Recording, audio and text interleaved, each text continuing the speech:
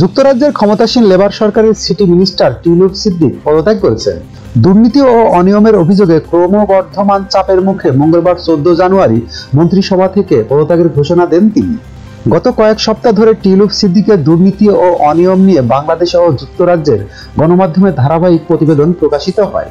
অভিযোগ ওঠে, টিউলিপ বাংলাদেশের ক্ষমতাচ্যুত প্রধানমন্ত্রী শেখ হাসিনার ঘনিষ্ঠ ব্যবসায়ীর কাছ থেকে লন্ডনে বিনামূল্যে ফ্ল্যাট ও বাংলাদেশে রাশিয়ার সহায়তা নির্মাণাধীন পরমাণু বিদ্যুৎ কেন্দ্র প্রকল্পে মোটা অঙ্কের ঘুষ গ্রহণ করেছিলেন। এসব অভিযোগে তার বিরুদ্ধে যুক্তরাজ্যের সরকারের উচ্চ পর্যায়ে তদন্ত চলছিল। পাশাপাশি বিরোধী দলগুলোর পক্ষ থেকে পদত্যাগের চাপ বাড়ছিল। নানামুখী চাপের মুখে অবশেষে পদত্যাগের ঘোষণা দিলেন টিউলিপ। রাইটার্সের এক প্রতিবেদন মতে, টিউলিপ এরই মধ্যে প্রধানমন্ত্রী কেয়ার স্টারমারের কাছে পদত্যাগপত্র জমা দিয়েছেন।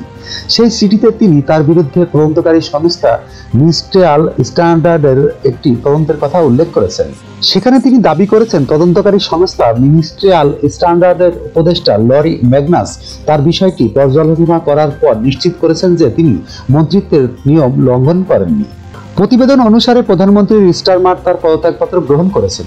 সেই সঙ্গে পদত্যাগপত্রের জবাবে লেখা ফিরতি সেই চিঠিতে স্টারমার বলেছেন, আপনার পদত্যাগপত্র গ্রহণ করে আমিও এটা স্পষ্ট করে বলতে চাই যে মিনিস্ট্রিয়াল স্ট্যান্ডার্ডের উপদেষ্টা হিসাবে স্যার লরি ম্যাগনাস আমাকে আশ্বস্ত করেছেন যে তিনি আপনার বিরুদ্ধে মন্ত্রিত্বের নিয়মের কোনো লঙ্ঘন খুঁজে পাননি এবং আর্থিক অনিয়মের কোনো প্রমাণ পাননি।